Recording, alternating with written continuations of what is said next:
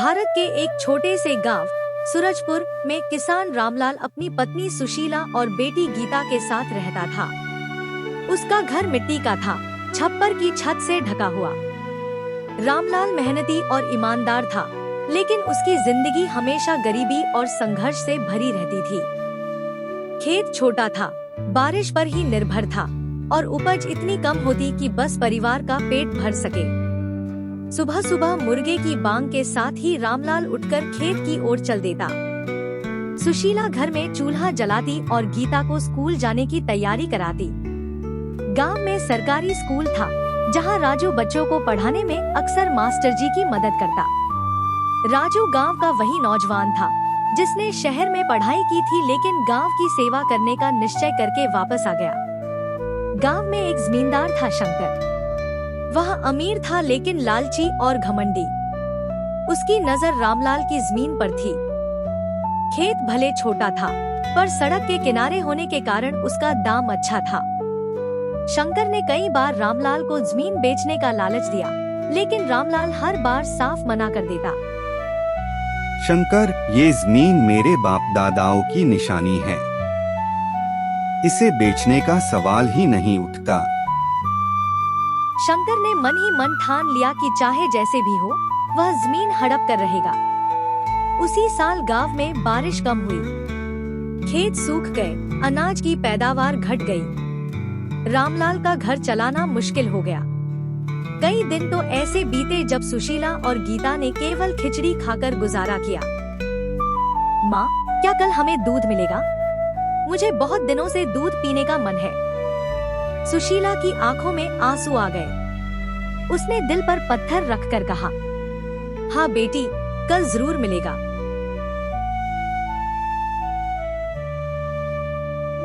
लेकिन हकीकत यह थी कि घर में दूध खरीदने तक के पैसे नहीं थे। गांव में इस कठिनाई पर चर्चा हुई। सरपंच ने सबको इकट्ठा करके कहा, भाइयों, इस बार सूखा पड़ा है, हमें मिलकर कोई उपाय सोचना होगा, वरना आने वाले दिन और भी कठिन हो सकते हैं। तभी पंडित हरिनारायण बोले, हम सबको तालाब खोदना चाहिए। अगर हम बरसात का पानी रोक लें, तो अगले साल खेत हरे भरे होंगे। राजू ने भी पंडित जी का समर्थन किया। हाँ, ये सही है। अगर हम सब मिलकर मेहनत करें, तो आने वाली पीढ़ियों के लिए पानी बचा पाएंगे।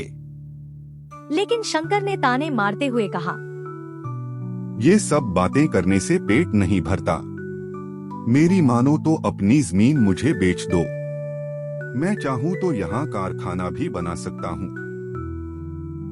गांव वाले उसकी बात पर नाराज हुए। सरपंच ने आदेश दिया कि तालाब बनाने का काम शुरू किया जाए। अगले ही दिन गांव वाले तालाब की खुदाई में जुट गए। औरतें, बच्चे, बूढ़े सबने अपनी अपनी क्षमता के अनुसार मदद की। रामलाल भी सुबह से शाम तक काम करता।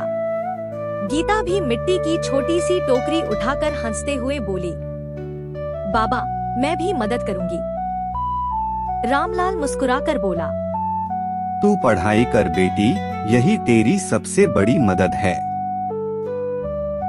धीरे धीरे गांव में तालाब तैयार हो गया। बरसात आई, तालाब पानी से भर गया। खेतों को सींचने का इंतजाम हो गया। शंकर को यह सब अच्छा नहीं लगा। उसने सोचा कि अगर गांव वाले एकजुट हो गए तो उसका लालच कभी पूरा नहीं होगा। उसने रात के अंधेरे में तालाब की दीवार काट दी, जिससे पानी बाहर बह गया और खेत सूख गए। सुबह जब गांव वालों ने यह देखा तो सब हैरान रह गए। गांव में हंगामा मच गया। सरपंच ने पंचायत बुलाई। रामलाल बोला, हमें मिलकर इसका पता लगाना होगा। काफी खोजबीन के बाद एक चरवाहे बच्चे ने गवाही दी कि उसने रात को शंकर को तालाब के पास देखा था। जब शंकर को पंचायत में बुलाया गया तो वह पहले तो मुकर गया, लेकिन जब बच्चा डटकर सच बताने लगा तो शंकर की पोल खुल गई। शंकर, तूने पूरे गांव के साथ धोखा किया है, अब तुझे इसकी सजा मिलेगी। पंचायत ने फैसला सुनाया, शंकर को जुर्माना भरना होगा और तालाब की मरम्मत का खर्च भी उसी से लिया जाएगा। गांव वालों ने राहत की सांस ली। अगले साल अच्छी बारिश हुई, तालाब भर गया, खेतों में हरियाली छा गई। गेहूं, बाजरा और धान की फसलें लहलहाने लगी। रामलाल के खेत में भी खूब पैदावार हुई। अब उसके घर में खुशहाली लौट आई। गीता स्कूल की पढ़ाई में अव्वल आने लगी। राजू ने गांव में एक पुस्तकालय शुरू किया, जहां बच्चे आकर पढ़ाई करने लगे। पंडित हरिनारायण ने सभा में कहा, देखो भाइयों, जब हम सब मिलकर काम करते हैं तो कठिनाई भी आसान हो जाती है। यही असली गांव की ताकत है।